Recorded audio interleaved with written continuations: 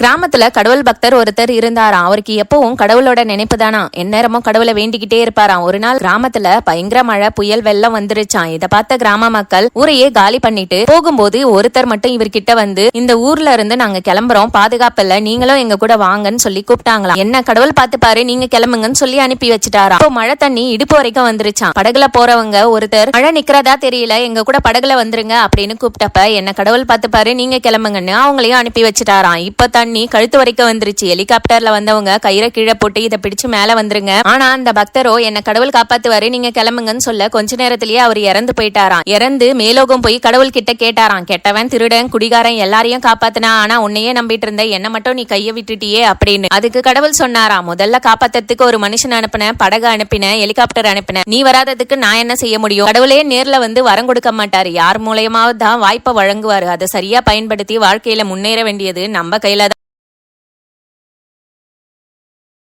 எம்மாடி புது மருமவளா கூப்பிட்டீங்களாதே? ஆமா மருமவள, சுவாறு பொங்கணும் பத்தியா? உனக்கு சுவாறு பொங்கலாம் தெரியும்னு உங்க அம்மா சொன்னாவல, நீ சுவாறு பொங்குதியா இல்லன்னா நான் சுவாறு வைக்கிட்டாமா? பரவாயில்லதே, நீங்க ரெஸ்ட் எடுங்க, நான் வந்துட்டோம்ல, இனி நானே செய்யறதே. மொம இப்ப மத்தியானம் சாப்பிட வந்துடும்ல மக்களே, அதனால இந்த அவனுக்கு மீன் குழம்புனா உசுரா திம்பா பாத்துக்கா, கூட 2 தட்டு சோறு திம்பா. நல்ல ஐஸ் இல்லாத மீனா பார்த்து வாங்கி வச்சிருக்கேன், கழுவியெல்லாம் எடுத்து வச்சிட்டேன். நீ மட்டும் குழம்பு மட்டும் வச்சு 2 துண்டு பொரிச்சு மட்டும் கொண்டு வந்துருவியம்மா, சாப்பிட்றோம் எல்லாரும் சேர்ந்து. சரிங்க தே, சாப்பாடு ரெடி ஆயிடுச்சு, கொண்டு போய் கொடுப்போம். மீன் குழம்பு எப்படி இருக்குது? நல்ல சம்முன்னு வச்சிருக்க மருமலா, நல்ல ருசியா இருக்கு, நல்லா இருக்கு பாத்துக்க. தேங்க்ஸ் தே. அம்மா நீ வச்ச மாதிரி இல்லையம்மா, பார்க்கதான் பளிச்சுன்னு இருக்கு. ஏகப்பட்ட முளத்து பொடியை வாரி போட்டிருக்கா, உப்பையும் அள்ளி போட்டிருக்கா, வாயில வைக்க முடியலையம்மா. நீ அவகிட்ட நல்லா இருக்குன்னு கதையை விட்டுட்ட. மக்கா, அவ வயசுதாம்ல, என் அனுபவம். ஆனா அப்படிதான் முதல்ல இருந்தே கல்யாணம் முடிஞ்ச புதுசுல. அதுக்கப்புறம் இப்ப எப்படி வைக்கேன் அதே மாதிரி உன் பொண்டாட்டியும் பழகிடுவால, அட்ஜஸ்ட் பண்ணி சாப்பிட்டுக்க. ஒரு நாள் முல்லா தூங்கிட்டு இருக்கும்போது ஒரு திருடன் அவர் வீட்டுக்குள்ள போயிட்டான். இது தெரிஞ்சும் முல்லா எந்திரிக்காம தூங்கிட்டு இருக்க மாதிரியே நடிச்சாரு.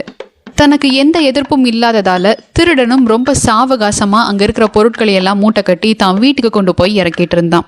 அப்ப முல்லா அந்த திருடனுக்கு தெரியாமையே அவரை பின்தொடர்ந்து போனாரு. திருடன் தன் வீட்டுக்குள்ள போனதுக்கு அப்புறம் பொருட்களை எல்லாம் வச்சுட்டு கொல்லை பக்கம் போய் கை காலெல்லாம் கழுவிட்டு திரும்பி வந்து பார்த்தா முல்லா அவர் வீட்டுக்குள்ள படுக்கையை விரிச்சு படுத்துக்கிட்டு இருந்தாராம். அதை பார்த்து அதிர்ச்சியான திருடன், யார் நீங்க, எதுக்கு இங்க வந்து படுத்திருக்கீங்க அப்படின்னு கேட்டாராம். அதுக்கு முல்லா, தம்பி நீ தான் என் வீட்டு பொருட்களை எல்லாம் இங்க கொண்டு வந்துட்டியே, இனி எனக்கு அங்க என்ன வேலை, அதான் இங்கேயே குடி வந்துட்டேன் அப்படின்னு சொன்னாராம். அந்த திருடன் எந்த மறுபேச்சும் பேசாம எல்லா பொருட்களையும் திரும்ப வச்சுட்டாரு. இப்படி தப்பு செஞ்ச ஒருத்த மேல கூட கோபப்படாம நகைச்சுவையால திருத்தினதை முல்லா கிட்ட இருந்து நம்ம கத்துக்கலாம்.